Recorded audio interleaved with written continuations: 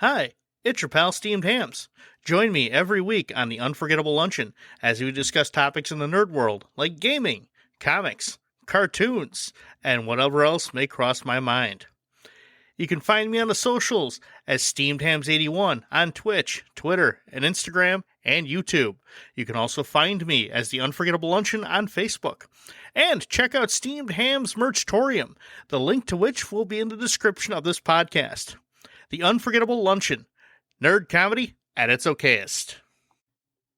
Back in the 90s, PC gaming was really starting to take off.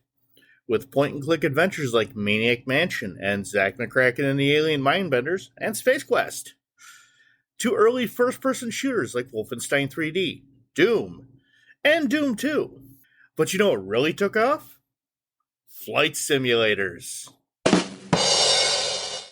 One of the most popular was a series called Wing Commander, a 1990 space flight simulator that spawned a great series of games and a mediocre movie, among other things. Today, we're talking about Wing Commander, Top Gun in Space, on the Unforgettable Luncheon.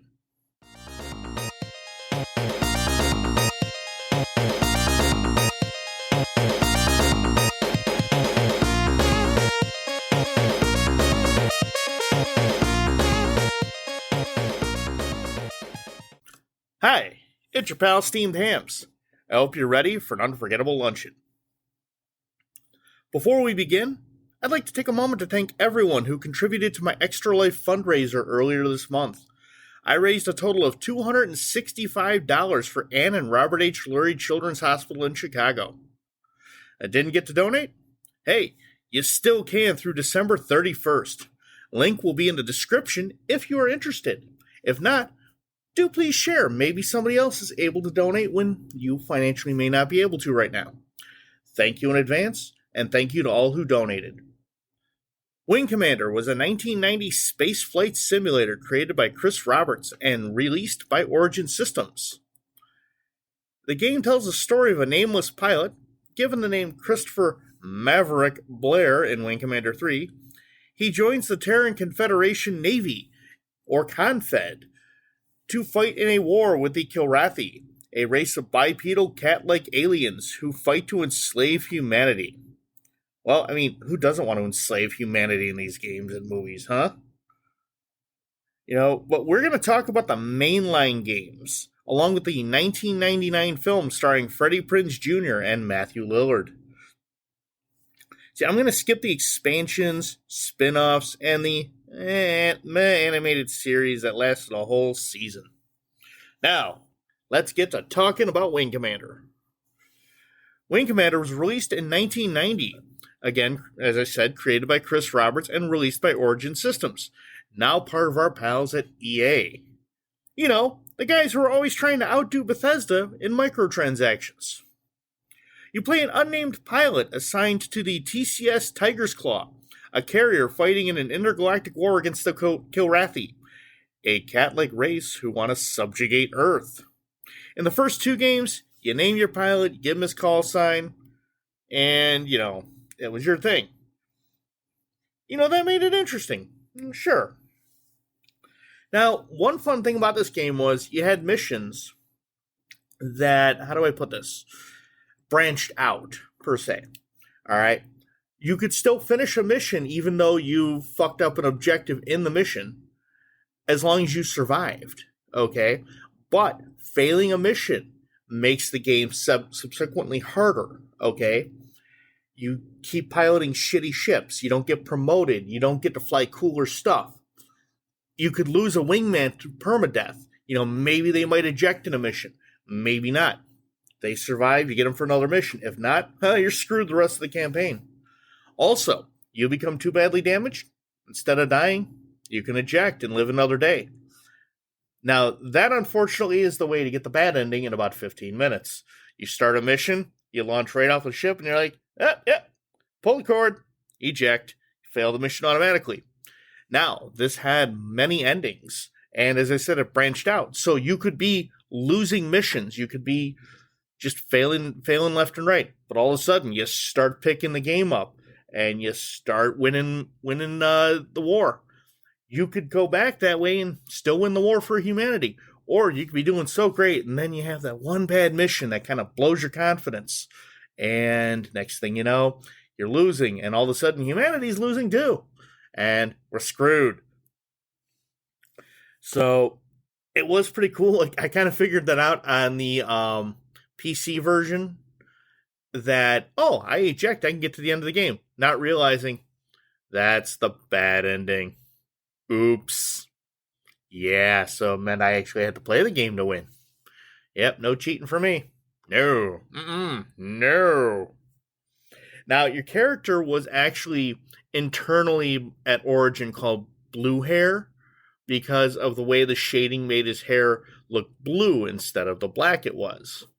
Okay, and you had a cool little simulator that you could practice on in a little lounge, and you met some of your fellow pilots like Paladin and Spirit and Bossman and Maniac. Only a few of those would survive throughout the entire series. Now, there were expansions to this called the Secret Missions. I'm not going to go into those. Now, the canon ending was the good ending, because why the hell would they make the canon ending the bad ending? What is this, the second in the series? Was this The Empire Strikes Back? So, Wing Commander 2, Vengeance of the Kilrathi, was released in 1991. It was no longer open-ended like its predecessor. Okay, it had a more structured storyline. Your wingman could eject and survive the mission if too badly damaged. And you only had deaths, really, that were pre-scripted. So you didn't have to worry too much about losing your guy. I mean, where's the fun in that? So it takes place about 10 years after the first Wing Commander. Your character is banished to a backwater outpost for supposed cowardice. He was out on patrol when a new supposedly stealthy Kilrathi ship came and basically destroyed the Tiger's Claw. You come back, you kind of fight with it, and of course your flight recorder gets damaged, so they're like, well, you have no evidence of this stealth ship that blew up the Tiger's Claw. Who's to say you didn't run away and not fight? And so you get banished to this little backwater thing, and all of a sudden, you're seeing these ships again, and the admiral who banished you to this little backwater post decides, you know what? Yeah, he's a skilled fighter. We're going to bring him back on. So they bring him onto a new ship because, well, Tiger Claw has been destroyed. And you meet a set of new pilots, none of which really make it out there. But, you know, you got your returning ones like Paladin and Spirit and Maniac. And, of course, you know, you fight, you win, all the good stuff. You even have a new wingman option. A Kilrathi defector who is call signed Hobbs. He looks like a tiger and his name is Hobbs. How were they thinking any child of the 80s and 90s was not going to figure out that it's a goddamn Calvin and Hobbes reference? You know, has he got a wingman that's an impetuous little boy? Oh, wait, it's probably Maniac. Never mind. But of course, you know, we fight, we win. On to Wing Commander 3. Okay, Wing Commander 3, Heart of the Tiger, was released in 1994. And it was released for PCs, the 3DO, and PlayStation. Now, I actually played it on I saw a little bit of it on the PC. A friend's brother had it, but I didn't play it on the PC. I actually played it on the PlayStation when my cousin came to stay with us for a week over the summer. He brought his PlayStation. I think we ended up going to the video store and renting some PlayStation games. Like, ooh, Wing Commander, what was it? It was Wing Commander 3, I believe it was. And we're like, holy crap. So, of course, we rent this game and we had a ton of fun with it. And basically, it's the waning days of the Kilrathi human war. Okay? And it was a full motion video game. It was like an interactive movie, which was a huge deal at the time. Okay? It actually literally had the slogan in advertising, don't watch the game, play the movie. You had a who's who of great stars, too. Your character was now named Colonel Christopher Maverick Blair. Gee, Top Gun reference. He was played by Mark Hamill, who, honestly, if you don't know who the hell Mark Hamill is, let me know. I'll come and smack you upside the fucking head. Goddamn, doesn't know Skywalker, what the hell? And you had John Rhys Davies, who you might remember as Gimli from... Okay, look, if you don't know who Gimli is, we're not friends anymore. All right? And that counts as two. Of course, you also had... he played Brigadier James Paladin Taggart. So yes, he's one of the characters returning from the previous two games. You had Tom Wilson, who you might remember from such films as Back to the Future, Back to the Future 2, and Back to the Future 3. As Todd, Maniac Marshall, who is now a major somehow. And that was funny because I remember playing, it was the third or fourth game I was playing on my PlayStation. My mom walks into my room, sees him, and she's like, "Isn't that Biff?" And I'm like, "Yeah, it's Biff. He's a space pilot now, and he's not fucking with the McFlys, which is good." You also had Malcolm McDowell as Admiral Tolwyn, who you might remember from A Clockwork Orange and Class of 1999. Honestly, if you've never seen Class of 1999, it's pretty good for like a late 80s, like, terrible sci-fi. It's not a bad sci-fi film, but it's not good either. It's about cyborg teachers who run amok and start murdering students. Yeah. It's exactly as it sounds. Now, what was cool was you had, like, again, these full motion cutscenes, and you made choices in conversations that would affect gameplay somehow. Like, you had two romantic interests.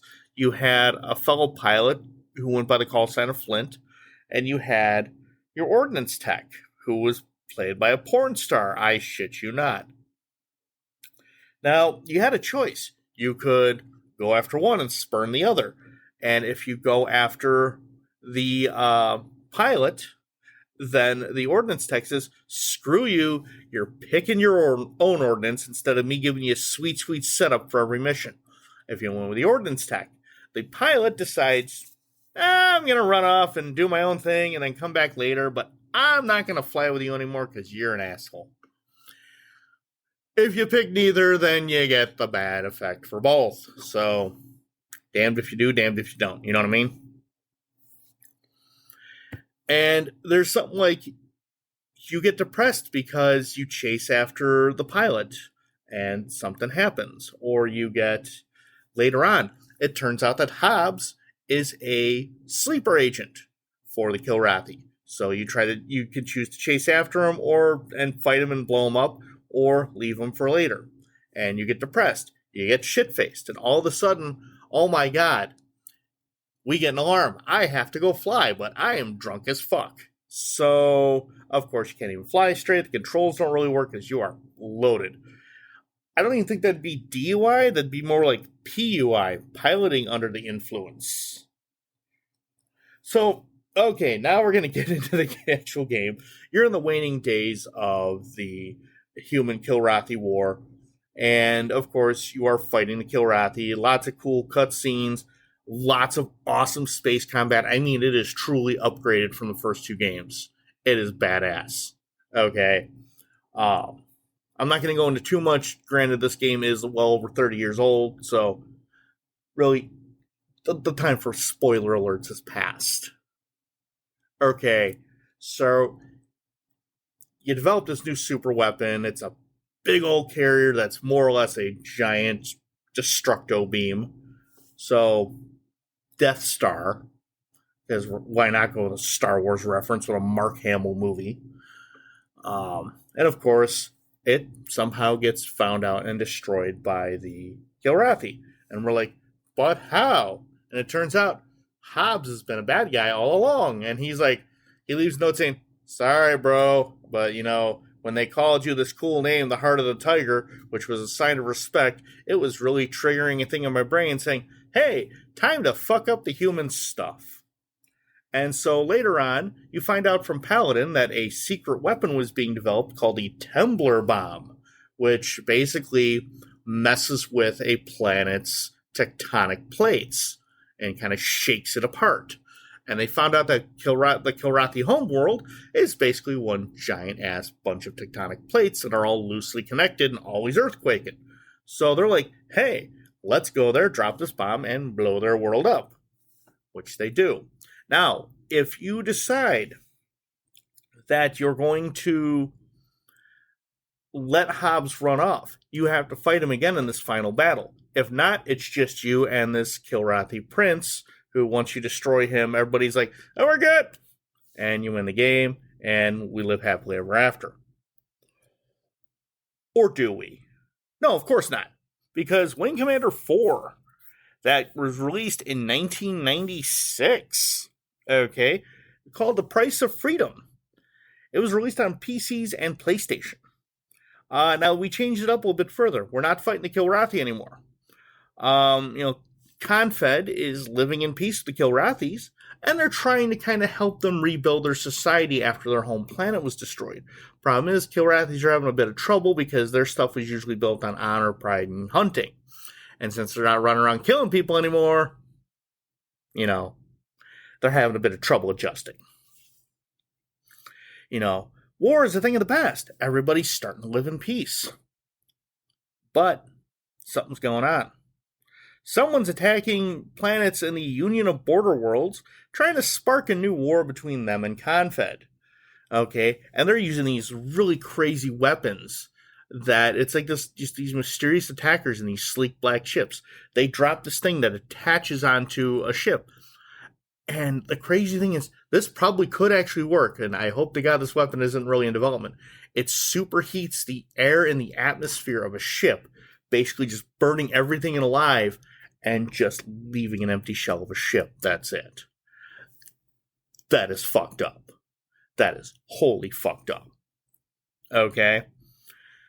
And of course, Colonel Blair, he's like, well, we're going to go on this mission, with Admiral Tolwyn to kind of fight the border worlds and defend.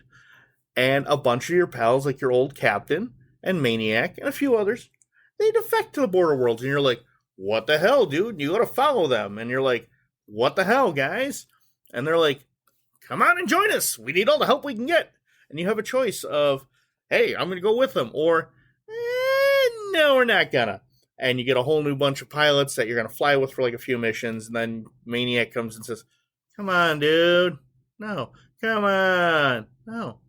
Come on. I'll be your friend. You're already my friend. I'll be more your friend. And then you join up with them and the story continues. And then you start finding this really cool conspiracy about warmongers within Confed's upper echelon. They're bored, so they want to start a new war. Because why not? They're in the military. They want to do something. I mean, shit, I was in the military during a war, and what did I do? I just partied and got shit-faced most of the time. Let's not lie. Okay? Now, again, you can make choices throughout in conversations, and choices in combat that affect the game later. To the point where you find out there was this conspiracy headed by Admiral Tolwyn. He had a secret, little cadre of guys called Black Lance who were using these weapons, who were trying to spark. Problem was, of course, with Admiral Tolwyn, they went rogue. So you eventually do confront Admiral Tolwyn at a big meeting, like a big congressional meeting, where they're going to vote on war. And you have to make choices as to whether to say, hey, he's got this thing or this thing. He's got secret unmarked ships. He's got bioweapons that they were dropping on border world planets where it was killing people. It was kind of like a callback to Siphon Filter, almost. Even though Siphon Filter came out like 3 years after this game. Where it was a programmable virus where, you throw it in a room with 10 people and 7 of them die because they had this very specific genetic marker. Whereas the other people are like, the hell, they all dropped dead and we're here. Well, must be immune. Kind of were, dude. So, of course, how you confront Admiral Tolwyn decides whether you get called in for treason or he gets called in for treason. Okay, and of course, you get the good ending. Admiral Tolwyn gets arrested. He's going to be executed. He's like, nah, bro, I'm good. And he unalives himself in his prison cell. So there you go. That is the end of the mainline games. There were spin-offs such as Privateer and Wing Commander Arena. There was even a TV series called Wing Commander Academy, which I never really watched because my Saturdays were usually kind of busy when I was in high school, so I didn't watch Saturday morning cartoons much anymore. And I heard they had some decent ones, like there was a Mortal Kombat cartoon, which, again, why are we making cartoons out of things that shouldn't be made cartoons of? Yeah, we're not going into that. Now, the games were fun and all, but you know what this franchise didn't need? A movie. Yes, Wing Commander was released in 1999, starring Freddie Prinze Jr. and Matthew Lillard as Blair and Maniac, respectively. And it did absolutely shitty at the box office. I think it only earned like $11 million. So, oops. I think I saw it in the theater because I was like all excited. My dad's like, "Oh, we'll go see it," and I'm like, "Eh." I watched like once more when I was in the Navy. It happened to be on like the movie system we had, so I'm like, "I'll try this again," and I'm like, well. And what's best? You got Freddie Prinze Jr. and you got Matthew Lillard. So basically, it's Fred and Shaggy from Scooby-Doo in space fighting cat aliens.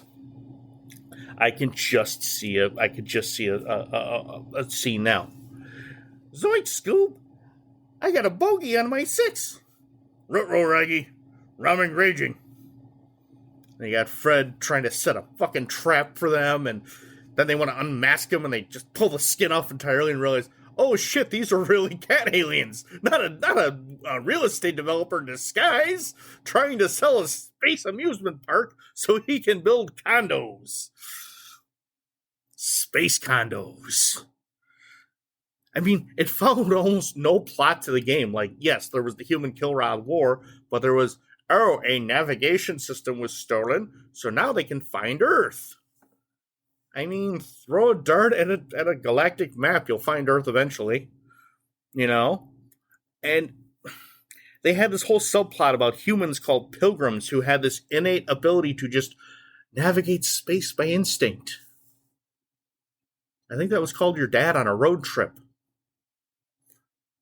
You know? And it's like, the ships look nothing like the games. I think a couple of ships looked like flying miniguns. Why? Why would you make a minigun and a biplane in space? Tell me why. Ain't nothing but a heartache. Tell me why. I don't know the rest of the song.